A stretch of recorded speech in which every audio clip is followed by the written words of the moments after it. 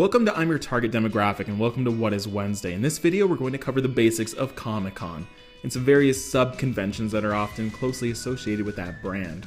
Comic-Con with a dash is actually trademarked and is always affiliated with San Diego Comic-Con International. Other conventions might use Comic-Con in their name, such as New York Comic-Con, but they are in no way affiliated with the biggest and arguably most popular convention, San Diego Comic-Con. The first annual Comic-Con was held in San Diego back in 1970 by a small group of fans and comic book enthusiasts that wanted to gather together and bring speakers, artists, and writers to converse with the fans.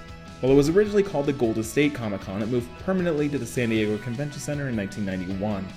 It began fairly small and only focused on comic books, but the Comic-Con today looks very different. Other entertainment mediums, such as film and television, have a much larger presence. Movies, especially those tied closely to comic books, tend to unveil big announcements and new trailers at Comic-Con, usually alongside big panels where the creators and actors talk about the movie. Anime also has a large presence at these events. In 2013, 29% of all the panels offered were focused on anime. The biggest venue in the entirety of Comic-Con is Hall H in the Convention Center. This is where the biggest films and shows have their panels, and this auditorium can seat over 6,000 people. People will wait overnight in line, potentially even multiple days, just to catch one panel for their favorite property.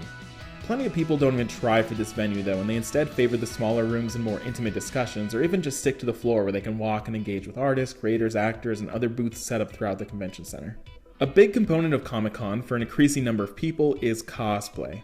Cosplay, short for costume play, is the art of creating a costume of your favorite character or amalgamation of characters, and then performing as that character during the convention. As you travel throughout this convention, or most conventions really, you'll see a lot of people cosplaying and showing off their love for their favorite franchises. Tickets to Comic-Con run about $50 a day, and it's a 4-day event, so you can choose to buy a badge for just a specific day if that's all that you're interested in. However, these badges sell out almost immediately. People will then resell these badges, illegally, mind you, online for triple or quadruple the prices. Comic-Con has strict enforcement methods for this, so plenty of folks might think they're buying legit badges, but they'll be turned away at the door when they don't have proper identification, meaning that they're essentially out of luck. Another issue parallel to tickets selling out so quickly is overcrowding. The space wasn't built for this huge of a convention, so the city of San Diego is actually in the process of renovating and building additional ballrooms, hotel rooms, and other spaces for Comic-Con and other conventions to use. This process has hit a bit of a standstill though, since it'd be taxpayer money from the city and it would require a public vote. Comic-Con does have a contract through 2018 to stay in San Diego, but may be looking to move into Los Angeles or anywhere else after that if the city isn't able to allocate space or resources to expand the convention center.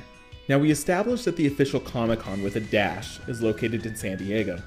This parent company also hosts what is called WonderCon, which used to be a smaller convention held in the San Francisco area, but has moved around a bit and has recently been held in Anaheim, California and Los Angeles. It's generally a smaller convention and doesn't draw the same sort of crowd or buzz that its San Diego counterpart does. Outside of these conventions, there are plenty of other conventions. These ones are the other comic book conventions just in the United States. Plus, you can find conventions for all sorts of other specific interests.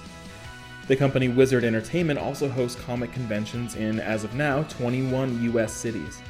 These smaller conventions are often cheaper, easier to get into, less crowded, and might actually be more fun for you as an attendee. You'd be able to have quality interactions with your favorite artists, writers, everything, as opposed to being pushed through a crowd. So that's the basics of the San Diego Comic-Con. Some of what you'll find there on the floor, what it takes to get there, and what sort of highlights you might experience while there. Check back next week for another What Is video, and thanks for watching.